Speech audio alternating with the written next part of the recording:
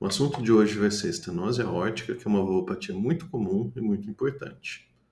A estenose aórtica ela pode se dar por complicação de uma condição congênita, que é a válvula aórtica, ao invés de nascer com 3 cúspides, nascer ou com 2 cúspides ou com uma cúspide só. Pode acontecer também por doença reumática, que geralmente está associada também com insuficiência aórtica, então geralmente a doença reumática leva a dupla lesão aórtica, mas a gente vai dar ênfase só para a estenose aórtica hoje. Ela acontece com frequência degenerativa em paciente idoso e tem relação com doença coronariana. Também associada à radiação, principalmente radiação de mediastino nos pacientes que estão em radioterapia. Essa ilustração mostra para a gente a válvula aórtica, e aqui tem um exemplo da válvula aórtica tricúspide calcificada, e aqui um exemplo da válvula aórtica bicúspide calcificada. A calcificação da válvula aórtica faz com que o ventrículo tenha que desempenhar uma pressão maior para conseguir fazer ejeção de sangue.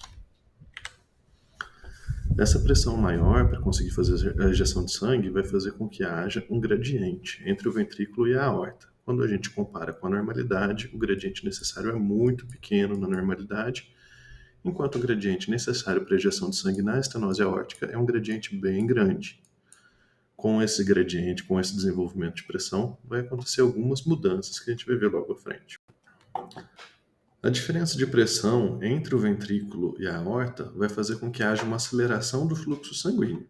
Isso vai ser percebido no exame físico pela ausculta. Então a gente vai auscultar um sopro com uma característica crescente e decrescente, que a gente vai ouvir com mais facilidade no foco aórtico, que é no segundo espaço intercostal, na borda external direita.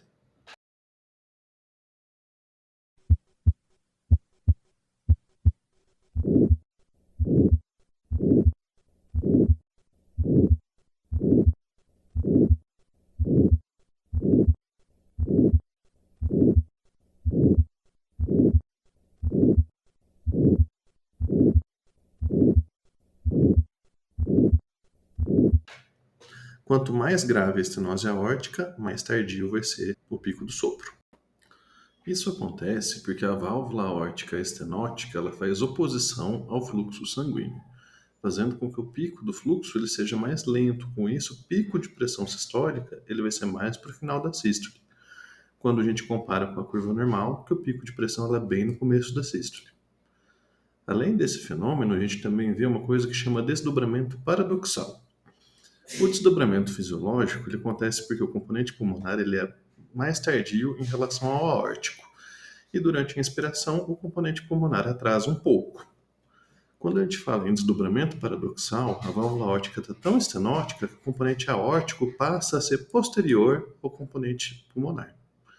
Com isso, durante a inspiração, que o componente pulmonar é mais tardio, as bolhas estão muito próximas e não tem desdobramento. Durante a expiração, que o componente pulmonar se antecipa, a gente vê o desdobramento paradoxal, sendo que o componente aórtico acontece depois do componente pulmonar. Também demonstrarei a seguir outras alterações que a gente pode encontrar no exame físico. Na válvula aórtica bicúspide, muitas vezes a gente ouve um estalido de abertura da válvula aórtica.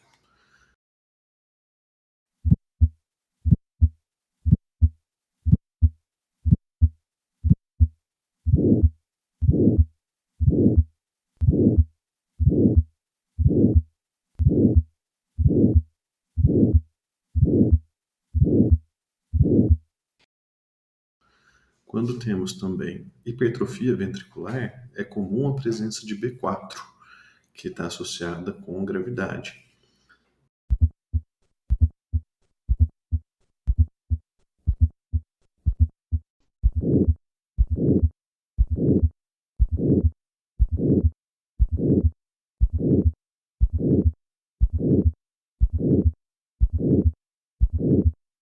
Logo a seguir também demonstraremos a associação de B4 e B3. A terceira bulha, ela também denota uma disfunção de relaxamento do ventrículo, com aumento das pressões de enchimento.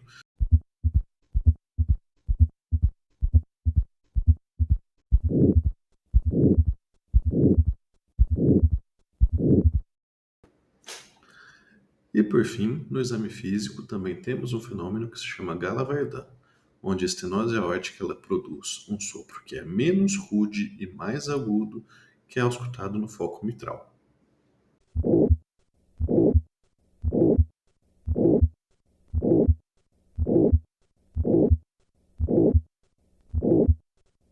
Foi falado bastante do exame físico porque os sintomas de estenose aórtica eles são tardios e eles são marcadores de mau prognóstico, independente da gravidade do sintoma.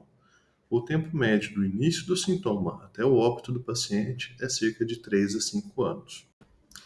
O ecocardiograma é uma ferramenta fundamental para a avaliação da estenose aórtica e é por meio dela que a gente vai classificar a gravidade da doença.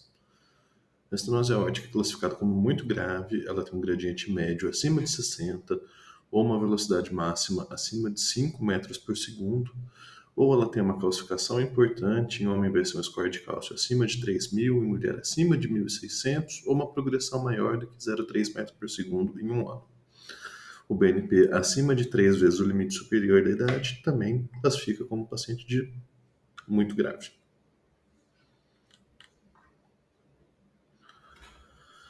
Os pacientes graves eles têm o gradiente médio acima de 40, velocidade máxima acima de 4 metros por segundo e uma área valvar abaixo de 1 centímetro ou menor que 6 centímetros por metro quadrado, que é a área indexada. Existe um grupo de paciente que não se enquadra na classificação de grave, mas a gente permanece com a suspeita de que haja estenose aórtica grave. Esse grupo é o grupo que tem baixo fluxo e baixo gradiente. O gradiente médio é menor do que 40 milímetros de mercúrio, a área valvar é menor do que 1 centímetro quadrado, porém o volume sistólico é menor do que 35 ml por metro quadrado. Nesses casos, quando a fração de ejeção é acima de 50, o melhor exame é o score de cálcio, que vai separar como muito provável o homem acima de 3.000 e a mulher acima de 1.600. Nos casos semelhantes, que a gente tem o gradiente médio abaixo de 40, área valvar menor que 1 centímetro quadrado, volume sistólico rebaixado, menos de 35 ml por metro quadrado, porém com a fração de ejeção reduzida, o exame ideal é o ecocardiograma com dobutamina.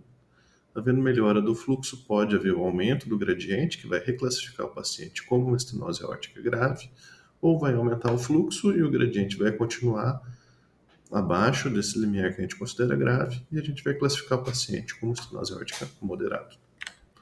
Agora, sintetizando a avaliação de gravidade da estenose aórtica. Quando a velocidade máxima de fluxo é de 4 metros por segundo ou o gradiente médio acima de 40, se não for uma situação em que há um aumento do fluxo sanguíneo que seja reversível, já é classificado como estenose aórtica grave. Se houver um aumento reversível do fluxo, esse fluxo deve ser reduzido para o fluxo normal. Quais situações vão ter o alto débito?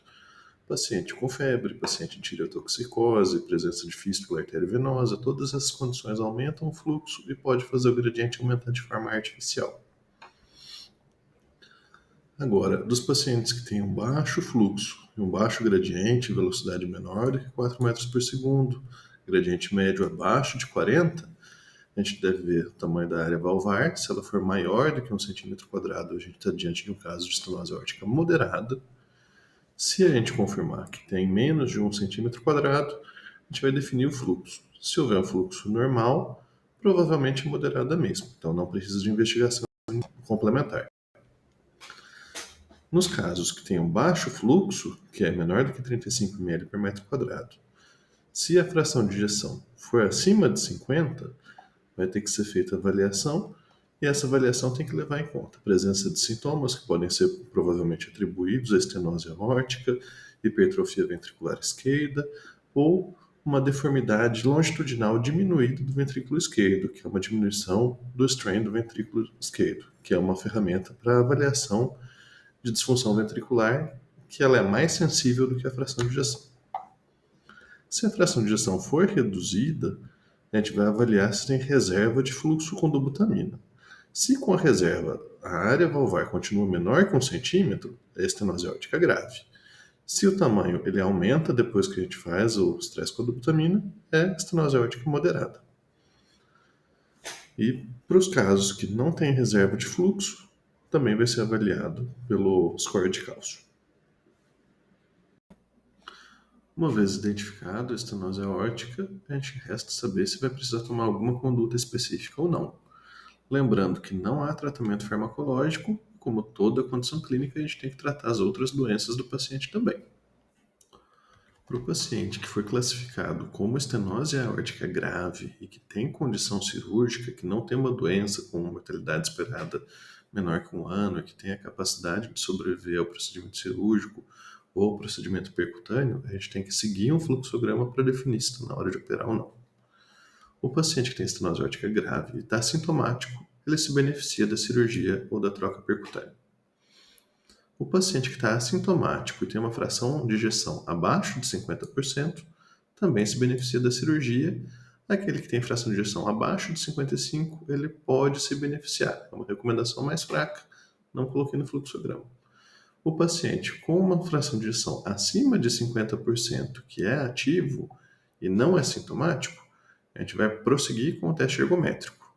Se teve sintoma ou queda sustentada da pressão arterial sistêmica, ele tem indicação de fazer a troca valvar. Se o teste ergométrico foi inalterado e ele tem o BNP acima de 3 vezes o limite superior da normalidade, ou o score de cálcio acima de 3.000 em homem ou 1.600 em mulher, também é um paciente que se beneficia da cirurgia. Se o BNP e o score não estão nesses níveis, o ideal seria a gente reavaliar o paciente de 6 a 6 meses ou assim que surgirem sintomas.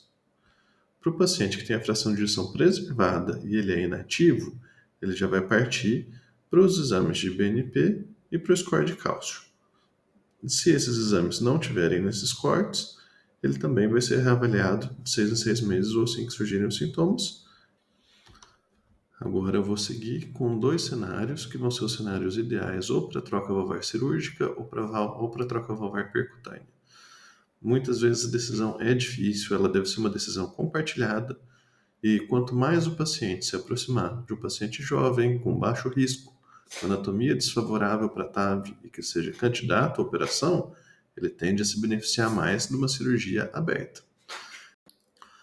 O cenário mais favorável para a troca percutânea é o seguinte cenário: um paciente idoso com alto risco cirúrgico e com anatomia favorável ao implante do TAV. Era isso que eu queria passar no momento, então obrigado pela atenção e até o próximo vídeo.